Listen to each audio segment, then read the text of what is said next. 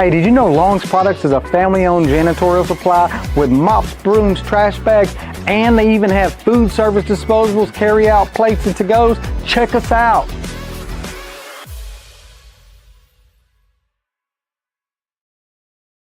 It's time for the Rapides Parish Fair at the fairgrounds, just past LSUA.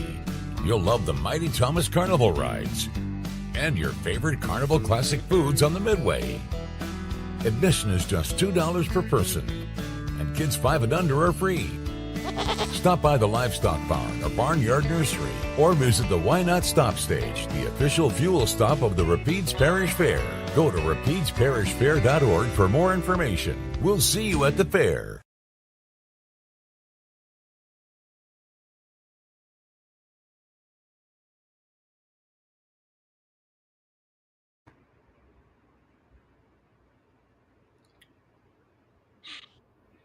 Good afternoon there, Mr. Williams. How are you doing today?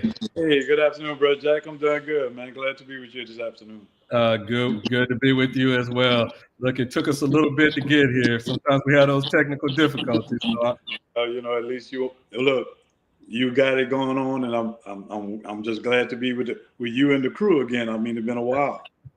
All right. Listen,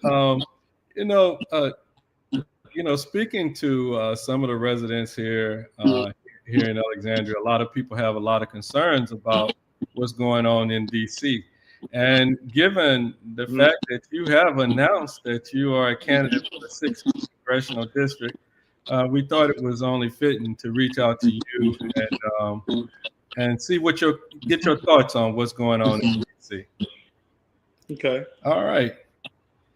Well, everybody know about the shutdown that took place. No, you tell us a little bit about your candidacy first. I'm gonna throw them questions at you if you don't mind telling us a little bit about that news you had. I greatly appreciate it. We may as well, let our audience know, and my supporters and family and friends and those.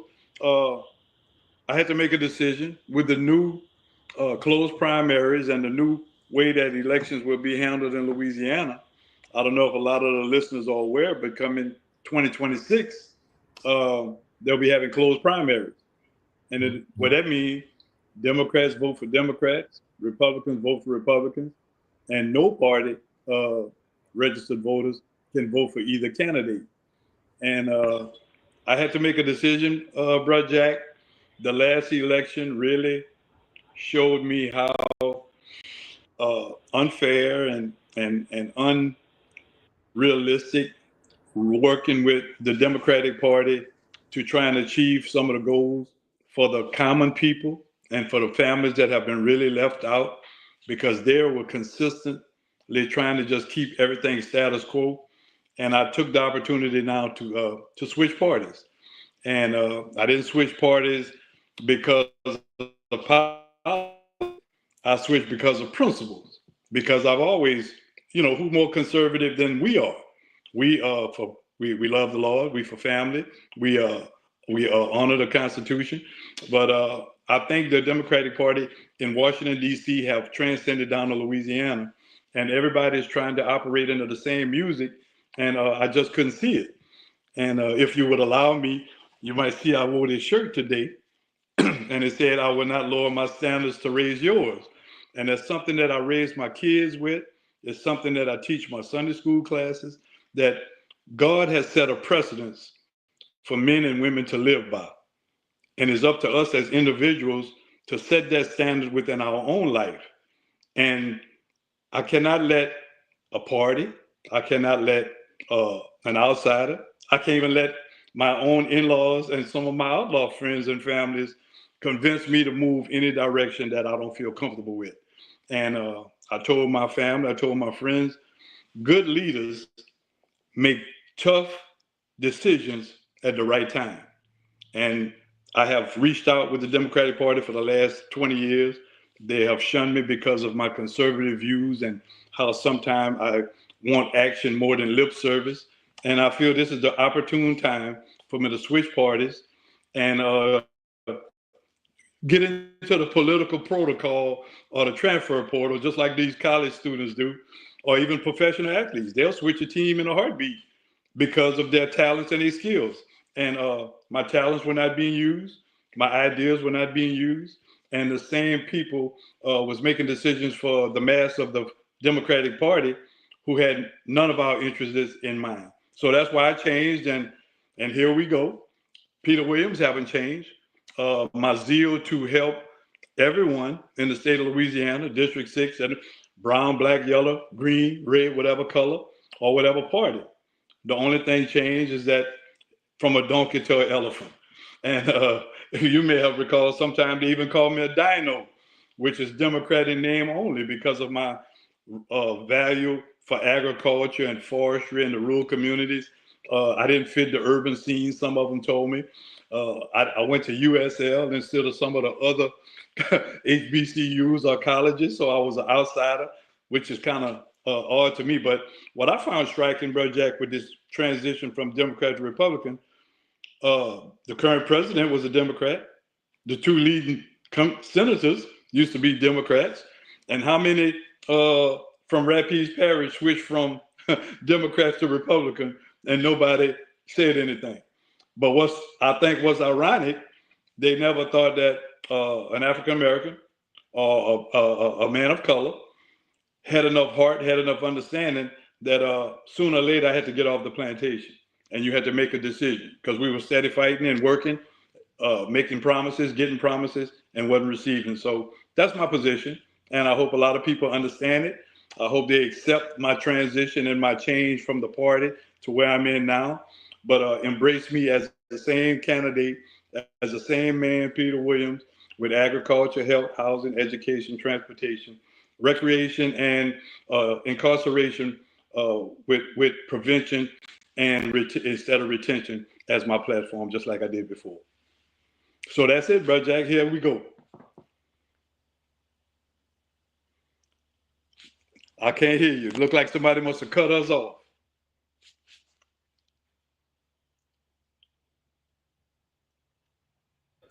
Oh, I say you've laid it all out on the line, and so that means we can go ahead and jump into the questions and keep kicking. Well, you know me, I never run from your questions or anybody else's questions. Because what it is, you know what I'm saying? It is. All right. I'm glad to hear you say that, and you're okay with folk asking questions, because I tell you what, sometimes the Republicans and Democrats around here, they run away from questions and organizations that ask questions around this here in Central Louisiana. Yeah. The only way I can really represent the people that I want to represent, I need to know what's on their mind and I need to know what's in their heart. And if I don't have an answer for them, I'll tell them I'll get back with them and hopefully I can find the right answer. I'm not going to tell you what you want to hear. I'm going to tell you what you need to hear. And sometimes it might not be what they want. Yes, sir. Yes, sir. The government shutdown continues to create uncertainty across the country. What are the biggest impacts you believe Louisiana families, federal workers, and small businesses will face if this continues? We're in day 8 right now. It's on. I feel that it's going to be short term. And if you recall, they had a government shutdown in 2019. And since that time, the federal employees, some going to be laid off, some going to be told to stay home. But after the 2019 shutdown, they created a new law called and I made sure I had my information right, and it was called Government Fair Treatment Act of 2019. And what that law says, that all employees that are laid off during the government shutdown, once the shutdown is over, they'll get paid retroactive. So basically, they're just home, enjoying themselves, being home, and when they come back to work, they'll get paid for every day that they miss. Now, when it comes to this point, it should have never got here, Brother Jack. You know, my thing is, it happened this way. They have the Democrats or Congress wanted to pass a continuing resolution. The House passed that. It went to the Senate. The Republicans have 53 senators, and the Democrats have 47 to make up the 100 of the senators. The 53 couldn't pass by themselves. They needed 7 Democrats. The way I understand it, The Democrats was holding out because they wanted to extend the expiration date on the ACA, the Affordable Care Act, which is also called Obamacare, but they had other hidden contingencies within that request. And I'm like this, the expiration dates won't be until December or January of 2026. Why Why have a state? It's just political theater, bro, Jack. The people are suffering because two parties are trying to score political points for the midterm election while the people suffer. If you recall, in 2008, when President Obama became president, the Democrats had the House and they had the Senate, control of both of them, for 2 years before the midterm. I asked some prominent Democrats the other day, why didn't y'all pass the John Lewis Act when you had control? Why didn't you put permanent things in place in the Affordable Care Act when you had the power? So all we see, Brother Jack, right now is the old bait and switch. Whoever is president, whoever controls the House, they fight for 2 years, and then they try and figure out what's going to happen during the midterm. And it's sad, but it's true. The people become the ones who suffer. Now, short term, we won't even feel it. And it won't go long term because 2 weeks from now or next week or whatever, they'll go back to Congress. They'll pass the continuing resolution. The Democrats are going to get back and say, okay, we're ready to work it out. And it's a shame to say it, but a lot of people are playing games. And I think now, even in my position, it's time to start voicing, whether you're Republican or Democrat, to get those out of office that want to play games with people's lives and get back to common sense business and doing what we need to do to benefit our state. All right. Many federal employees in central Louisiana rely on consistent pay to support their households. Mm-hmm. What's your stance on ensuring those workers aren't left behind in the future budget disputes? It starts from assessing who those employees are. And if I be very frank, Brother Jack, and you look at the federal employees in not only in Louisiana, but nationwide, 95% of those employees are not African Americans. They are not minorities. And I'm not saying that to say that they shouldn't have any protections or they shouldn't have any extended benefits. But when you look at how they were talking about DEI, how they talk about affirmative action, how they were talking about minorities always trying to get an edge. We never had an edge with these civil service jobs. If you look at it, when you follow the last names in rapids, it's the same last names of those employees from the grandpa, the grandmother, the aunties, and the uncle. You might have 6 or 7 prominent names in Rapides Parish, whether they're black or white, Democrat or Republican, and they control all of the good jobs. They control the properties. They control the rental houses. They control the auto parts. They control the stores. So to answer your question, I want the employees to pretty much have a future, but what about the persons who work part-time at Walmart? What about the ones who work at the lumber mills? What about those who do not have a job, Brother Jack? And it's easy to try and protect. Federal government workers going to be protected because the same congressmen who have to pay them, they get paychecks. And what I didn't like about the shutdown, all the congressional employees got their check before it shut down. Okay? See, these are the things that the people don't know. They got paid. So they could be off of work for 2 weeks. They got their monthly check. So to answer your question, whatever parameters that they can put in place, it has to be a body. It has to be brought to the point to where it's received for all employees, not only in Louisiana, but across. But I would support any measure that would ensure security for their jobs and for their future. There is a growing potential for furloughs and even rumors of a possible closure of the VA hospital here in Alexandria. If the shutdown continues, veterans in our area are understandably worried right now. How do you protect vital veteran services and ensure they continue to receive the core and respect they have earned. And I'm specifically talking about the idea that Alexandria is was considered a retirement community for veterans in this area, because you had Leesville, Fort Polk, England Air Force Base, and just tons of veterans in this area. And the closest veteran hospital to a lot of places is right here in Alexandria. Right. There was talk that if this thing goes on, these furloughs, some of them are going to be permanent. And there are some employees over at the VA that are furloughed.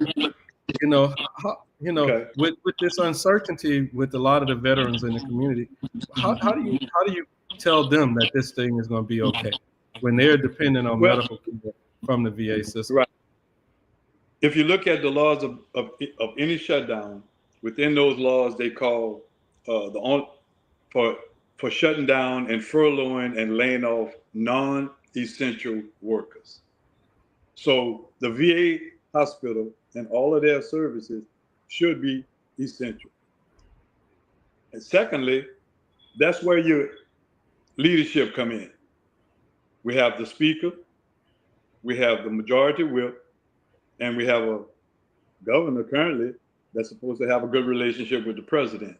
So my thing is, you put the pressure on the ones who's supposed to say they're in position to lead. We're at the bottom. Right now, I'm an outsider. But even the current congressman, if those are some things that needs to be addressed, I don't hear the Black Caucus saying anything. I don't see the Republican caucus is saying anything. And to be honest, Bro Jack, everybody knows how important the veterans are. Everybody knows how important the VA hospital is to Alexandria and to Central Louisiana and to the state as a whole. So I think if a rallying cry needs to come, we shouldn't have to wait till a shutdown to emphasize the importance of what we need in sin law. So once we get through this hump, and which is going to pass, we start fortifying the forces and block. In the future of any government shutdown, A, B, C, D do not get shut down. You see what I'm saying? It's kind of like a preventive measure. Those things have to be done before the shutdowns take place. It's just like fortifying your house after a storm. You know what the weak areas are.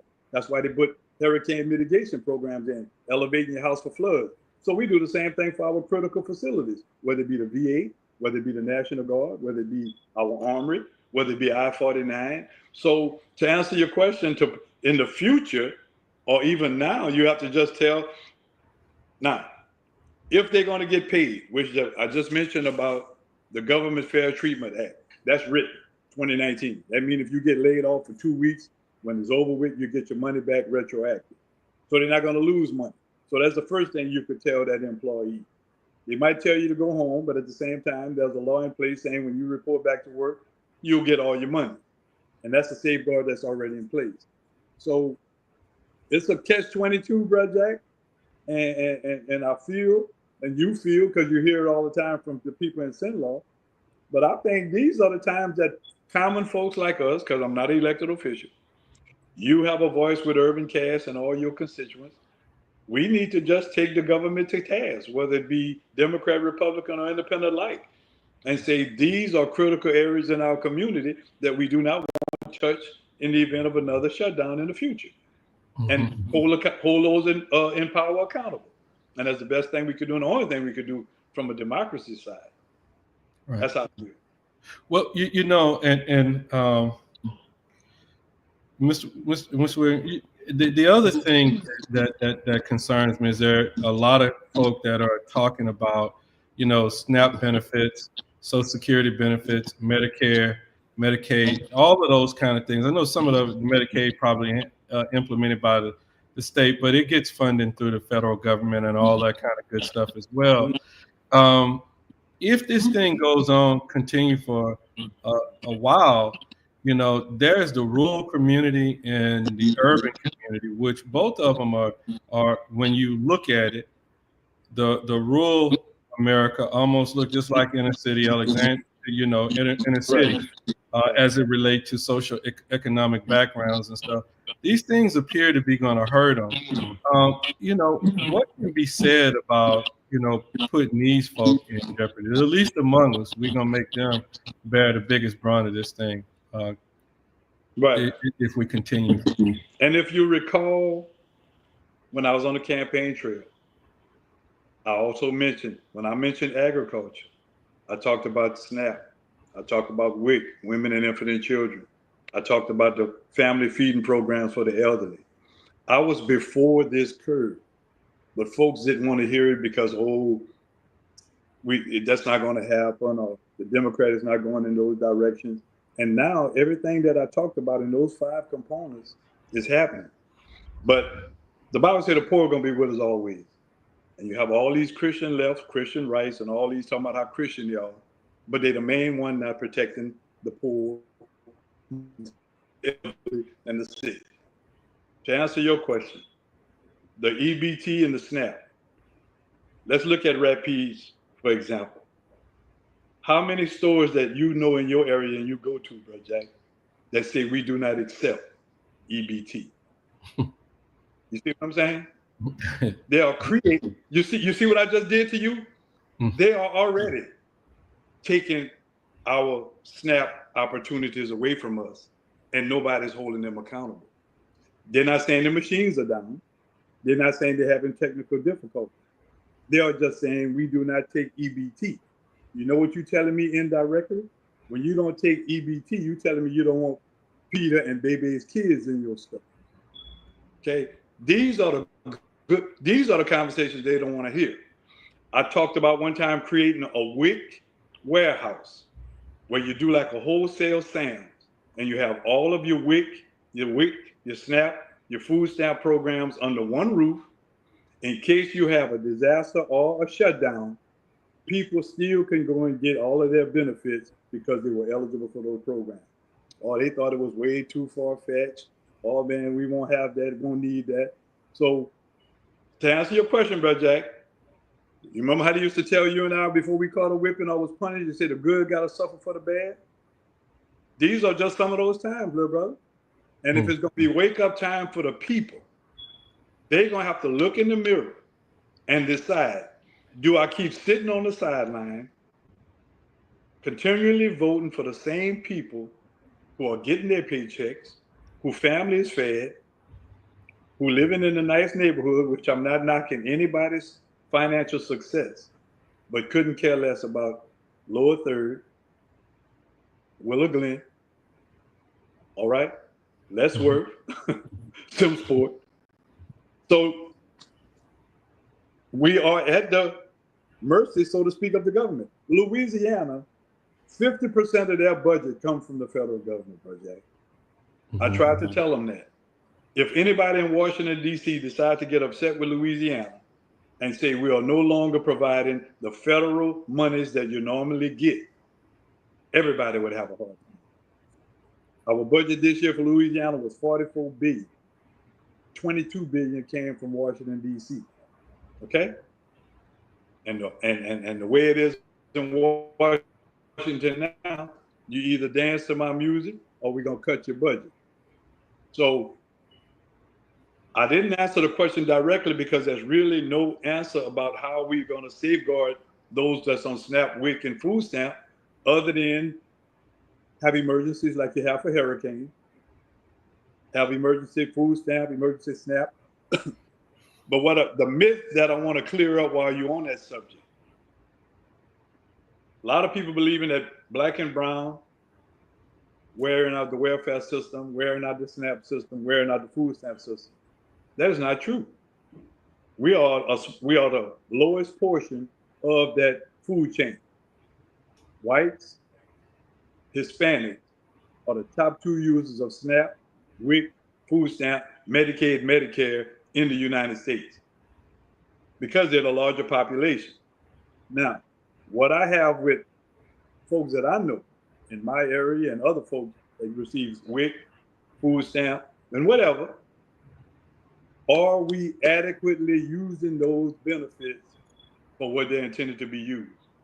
And I done talked to many young ladies, many young men about making sure that their children eating, making sure that they're buying the right food based on what they're supposed to have. But we know the struggles. I would like to have a shutdown on all of these stores that allowing people to buy other than food items for your week, exchanging food stamps for liquor and cigarettes. So we could go on and on and on about the pros and the cons of the program, bro, Jack, and we'll be here until the shutdown is over with. Yeah, that's right. You see what I'm saying? So I have a lot of things that I'm seeing and hearing, and people, they don't worry about food stamps not coming in the house when there is abundance. But even when there's abundance, are we slothful? Are we wasteful? I know young ladies right now in my parish do not go and get all of the cheese, the milk, and the butter and the eggs that they're supposed to get, and the vouchers just sit on the table. Wow. Yes, sir. And we have been trying to implement some programs so where we get these kids, find out what the WIC programs are, where their mother are and their grandmother are, and go and take them to the store so they could get these programs and get the food for the kids. Right. Yes, sir.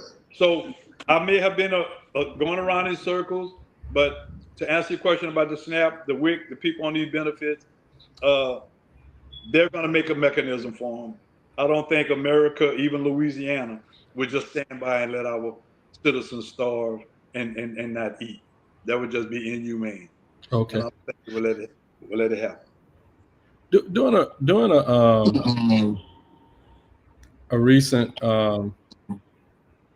well, here lately, there's been a buzz over in Washington, D.C., which have raised a question about financial transparency and stock ownership.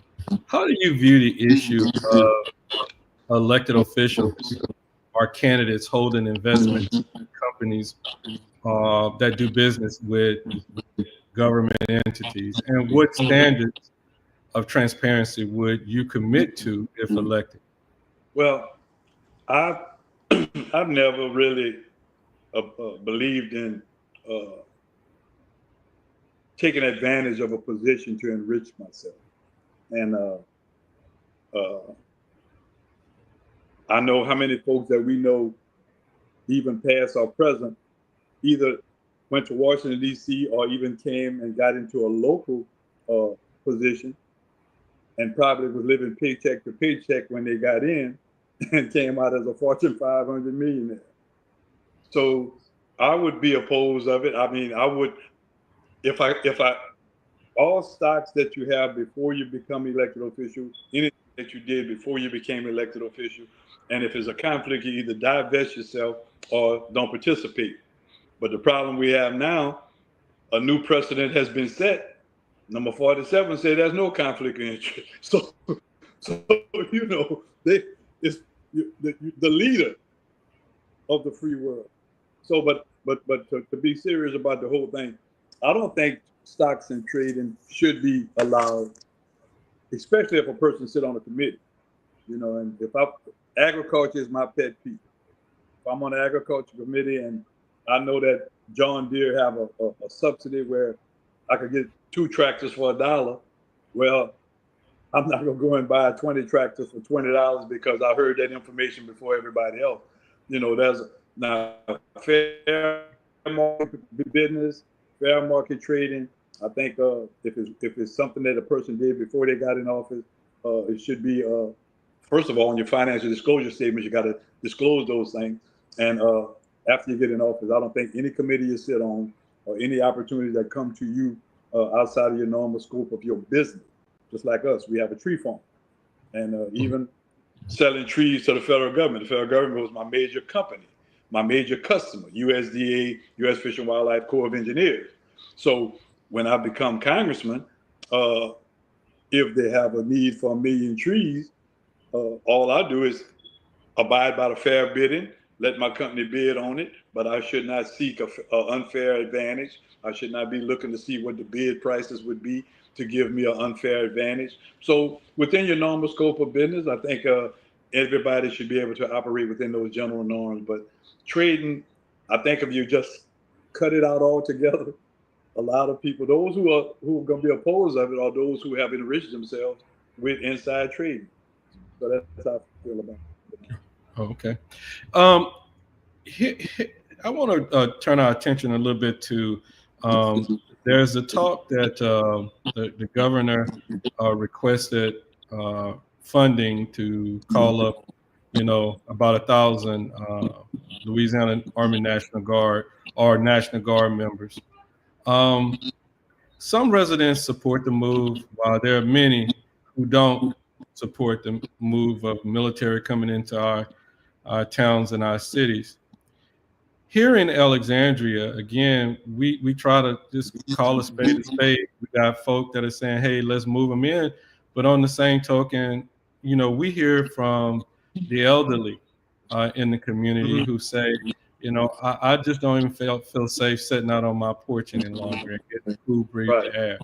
We have young families that, don't let their kids play outside for fear a stray bullet might hit them.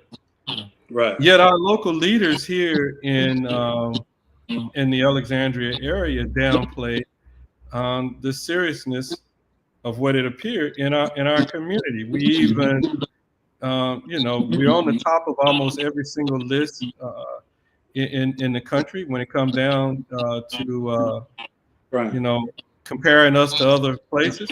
Do you believe deploying the troops here in our community is a solution, or do you have another approach to restore public safety, rebuild trust, and bring accountability here at the local level?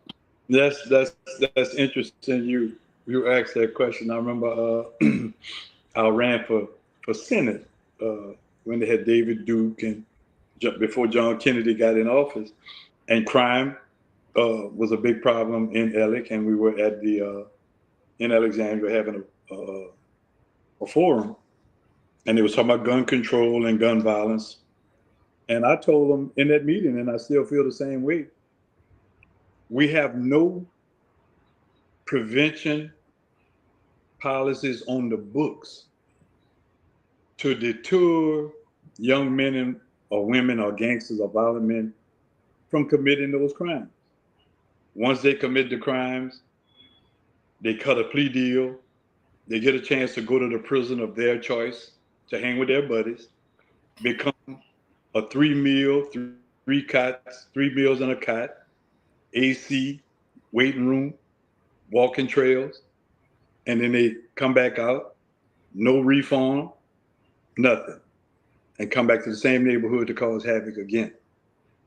I said in that meeting, if you commit a crime with a gun, if you rob someone, you shoot someone, you drive-by shooting, mass shooting, whatever that crime may be, if you have a policy that tell that person, whoever, whatever color they are, whatever political affiliation, whatever left, right ideology they have, you are not going to prison. You're going to a military boot camp. We're going to give you basic training. We're going to let you choose the weapon you want to use. And we're going to send you overseas to protect the border or to fight a war where people are going to be shooting back at you. The people laughed for a minute, but then they thought about it, bro, Jack. What deterrence we have? You can bring the military in and they stay a month. When they leave, what's going to happen? The same thing. What we have on the book that would prevent Lil Peter, who is 12 years old, thinking about being a gangbanger, saying, I'm going to get me a gun one day and I'm going to sling some drugs. And when somebody do something to me, I'm going to shoot them, because all I'm going to do is just go to prison, chill out, and still be a gangbanger. We have nothing on the book to deter violent crime. What we have, bro, Jack? You think after a few of them get on a jet and go to Alcatraz, alligator Alcatraz, or somebody, if they say you commit a crime in Louisiana, we're gonna train you for 6 months and then we're gonna send you for border patrol. We're gonna send you to Kuwait. We're gonna send you to Ukraine. I believe a lot of people are gonna think twice before they start doing drive-by shootings in LA. You got to take away the easy road, bro. It might sound crazy, but tough love is the key. And we have nothing on the books to stop them or even prevent them from thinking twice about committing a crime with a gun. You want to shoot somebody, we're going to train you, we're going to give you the best training, we're going to let you choose your weapon, and we're going to send you overseas. You go overseas for 2 years, you do your tour of duty, you become a good citizen in the military, then you come back, you're on probation, but then at least we done took you off the street, we done made a man or a woman out you, and you're no longer going to be the same criminal you was when you got in prison. Now that's something got to give. They don't fear the prison system. They don't fear the police. They don't fear getting killed until their reality put them on that plane, go on the boot camp, go overseas and protect and come back and serve. It sounds far-fetched, but what you have on the books right now, nothing. We have nothing. No deterrence. And so that's if they would ask me at a forum when I'm running for Congress, I would tell them the same thing. We need to put preventive measures in place that will put fear in a gangster, fear in somebody who's doing domestic violence and shooting these women and shooting these men, to make them realize when you commit a crime with a gun, you're going to boot camp and you're going somewhere overseas and patrol. Now, if they shoot at you, you shoot back at them. We're going to give you a target. But Jack, it don't sound realistic, but something have to give. And when we got to do a reset button, bro, because bringing the military in for 30 days and say crime stop for 30 days, so what? 31 days, we back to where we were before. And all that was political theater. Yep. And I'll be the first one to push for it. I mean, some folks might think it's ludicrous. It's not ludicrous. What deterrence you have? Well, you know, the one big thing is, you know, which is leading up to my next question here. You know, the safety component within the community faces economic challenges. You know, many people believe that is the root cause of a lot of what's going on here in central Louisiana. And especially, you know, over these last, let's just say 20 or so years, Correct. We have seen economic blow after economic blow after economic blow. And there's not been any real progress to putting back in place those things that were taken away, and no plan to actually do anything. You know, on paper, and you know, and people sitting around and talking about how good of a job they've been doing. Yeah, they make it sound real good, but the reality of it is, when you begin to take away the ability for a person to live, it impacts everything. Right. The other thing that we're constantly seeing here right now too is, you know, businesses you know, are continuing to close, jobs are continuing to leave, and this lack of opportunity for young people. What's your vision for, you know, this 6th congressional district to attract jobs and to ensure Central Louisiana doesn't get left behind, especially when it's things that are of a federal initiative that are going on? Man, I have harped on that, just like you just mentioned, for the last 20 years. Bro, Jack, in Sinlaw, in Alexandria, for example, International Paper closed, a lot of the forestry and timber areas closed. I'm old enough to remember when Fruit of the Loom, Martin Mills, Garrett, those textile mills were open. Folks were working. Right. Folks were going to the banks on Friday. Right. Folks were paying their bills. Neighborhoods were booming. Neighborhoods were clean. When they took all of those jobs and sent them overseas, they laid off a lot of people. But what you have to understand, in community government, Alexandria per se, you done heard of the engineers, the CBDG community block grants. The same engineers been the engineers for over 20, 30, 40 years in not only Rapides, but Point Coupee, Avoyelles, a lot of the rural communities in the 6th district. Your engineers direct the cash money and the flows of growth. You see what I'm saying? So if you don't have an engineer with a compassion to say, okay, that's okay, they just got a big AI plant in Rayville, $10 billion, 10,000 construction jobs, 582 permanent jobs. The minimum income gonna be $95,000. That plant gonna be the biggest plant in the North American hemisphere. Lake Charles just got a 17 billion LNG natural gas plant, 5,000 construction jobs, almost 1,000 permanent jobs, 75 to 80,000 minimum salary. Those were directed by people in office from the current administration. And that's one reason I'm making this move, Jack. If you don't have anyone in the door or in the kitchen to see what's cooking and to ask, who you have gonna bring economic development from Washington, D.C. to Alexandria when they don't even want to meet in the room to talk about a budget? See, we got so politicized that we done forgot who we really need to bring the jobs to. So to answer your question, now that I expect to get into meetings now. I expect to be able to say, hey, Governor, hey, President, whoever you are, I need something for my congressional district. You have to understand, leverage is power. Why do you think they're so serious about retaining seats in the midterm election? District 6 is gonna be a popular seat. And if I happen to win it, that seat gonna come with a cost. And the cost is gonna be economic development for my district. Bro, Jack, we do not even have Section 8, bro, in Leesworth. Now, can you imagine that? Wow. And guess where the vouchers stop? In New Roads. This is federal money.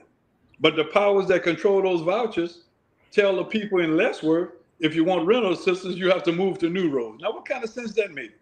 You have to leave your job, take your child out of school for a rental voucher, bro, Jack. You see what kind of foolishness we got going on? So to answer your question, I'm gonna beat the drum, but I'm gonna beat it with sense. Agriculture, health, housing, education, transportation. Y'all have a lot of infrastructure that's not even being utilized.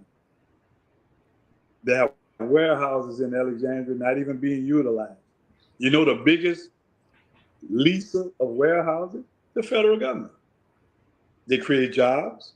They bring tax revenue because they're using that building that was closed down. So you just have to be innovative and have your leadership innovative and willing to cross the aisle and talk about it and bring those economic development.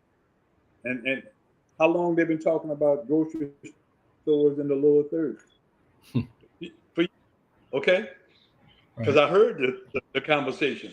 So to bring economic development, you have to be in the room to at least raise your hand and say, yes, can I help you? Yes, sir. I'm Mr. Peter Williams, Congressional Candidate District 6. We need some economic development. And maybe not the next AI plant, but maybe the next plant to serve as the AI plant. You see, you have to put yourself in front of the next plan and get with your engineers, get with your economic development folks. How long England Airport Hospital section stayed closed? How long did that hotel stay closed? You see what I'm saying, bro, Jack? Right. So to answer your question, I would be a drum major to meet with all of the urban leadership within the cities of District 6, let them put a plan together, just like I talked about the first time, and prioritize their needs. And I already stated those 7 components, because if you look at what's going on in America and in Louisiana, those are the 7 components that are being affected, not only with the shutdown, but with the layoffs, with the budget cuts, and everything else that they talk about. Right. Yes, Well, Well, Mr. Williams, did you have anything else that you'd want to bring before these your future constituents over here, or? I'm just glad I had a choice. I could just chill out at the farm, bro. As a matter of fact, I had you laughing. I said, man, nobody visit me over here. I'll sit down, talk, or retire, children grown, wait on the grandkids to come and play on the four-wheelers and ride around. But there's a lot of young families and a lot of elderly that I would like to see them have a better life. And it's not about me. It's about the people now. God have been good to me, been good to my family. And I feel this transition from the Democratic Party to the Republican Party, it's not only because of what one group wasn't doing and not what one group can do, but I'm a realist. The powers that be gonna be there until the next election. Mm-hmm. The chances of a Democrat winning a statewide election again in Louisiana, the way they done already landed up everything, is practically nil. But the new electoral thing, the way they set it up with closed primaries to give us an opportunity to be represented, this is the first time no party candidates can really have a voice in who they elect, because they could be the swing vote. I didn't even realize that they have over 800,000 registered no party voters in the state of Louisiana. 800,000, bro, Jack. Mm-hmm. That's what people telling me, Mr. Williams. And the reason why I had to choose a party, because a no party candidate to get on the ballot unless they do a petition and go through a whole bunch of hoops. So I felt at this particular time, instead of trying to force my way in the door, get in a short line where most of my principles line up, where I can be an asset to both parties, to all people, and still be me. Because look, I got my shirt on and it says it. I'm not gonna lower my standard to raise theirs, and I'm gonna be who I am. So regardless of what party I'm in, I want your listeners to know that I'm still Bro Pete, still Mr. Williams, still on fire, and I'm gonna still fight the battle for everyone, not only in District 6 but the state. And this could be a win-win for all of us. Right, Mr. Williams, I definitely want to thank you for joining us and speaking directly to our audience today. Conversations like this bring insight and accountability and hope to our communities. And to our listeners, I definitely want to say thank you for staying connected with with us on the Let's Talk show here on UrbanCast. We also want to recognize and thank our supporters who made this discussion possible. Sadler's Towing, Long's Products, Legendary Kung Fu and Tai Chi, United Wrestling Entertainment, and the Rapides Parish Fair. That was my son walking through here. Tell him hello. Tell my adopted nephew hello. Tell him Uncle Pete say hello. You hear Peter say hello, Kaden. Well, we definitely want to thank everybody. And Pete, anytime you're ready to come back, just give us definitely give us a call, or we're going to definitely be reaching out to you and to any other folk that are planning on running for public office and wanting to serve the people that are within our audience. Just give us a holler, and we definitely want to, we definitely want folks to get to know who these candidates are, over here at UrbanCast. Well, and I really appreciate the opportunity, Brother Jack. And one thing I want your listeners to know, you keep it real. I mean, and that's what's so good about it. And what you see is what you get. And they know when they heard me last time to the date, I'm the same person. All right. All I'm doing is changing jerseys. Changing jerseys. All right. If you can hang tight, I'm gonna go ahead and end this stream. You have a great day. Everybody have a good day. And make sure y'all go check out the Rapides Parish Fair this weekend as well. And specifically, go hit those local food vendors that are going to be in that little alley going into the fair itself. Make sure you support them, because spending dollars with them helps to turn it back over in our community. And that's always good for everyone. Y'all have a great day.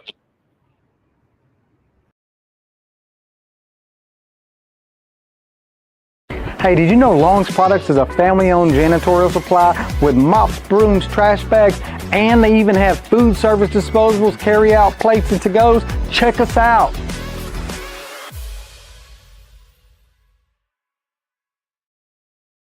It's time for the Rapides Parish Fair at the fairgrounds, just past LSUA. You'll love the Mighty Thomas Carnival rides and your favorite Carnival classic foods on the Midway. Admission is just $2 per person, and kids 5 and under are free. Stop by the Livestock Barn or Barnyard Nursery, or visit the Why Not Stop Stage, the official fuel stop of the Rapides Parish Fair. Go to rapidesparishfair.org for more information. We'll see you at the fair.